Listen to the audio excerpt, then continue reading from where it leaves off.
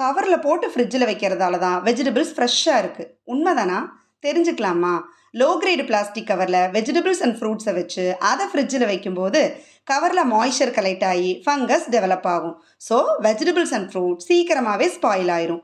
Low quality plastic கவரில் இருக்கிற micro plastic வெஜிடபிள்ஸில் stick ஆகி பாடியில் என்ட்ராகிறதால நமக்கு டைஜஷன் அண்ட் ஹார்மோனல் ப்ராப்ளம்ஸை ஏற்படுத்தும். Low grade plastic cover harmful கெமிக்கல்ஸை ரிலீஸ் பண்ணும். ஸோ நம்ம எப்போதுமே அசிடிக்கான vegetable and fruits like tomatoes and pineapple இதையெல்லாம் லோ கிரேடு பிளாஸ்டிக் கவரில் வைக்கிறத அவாய்ட் பண்ணிடணும்.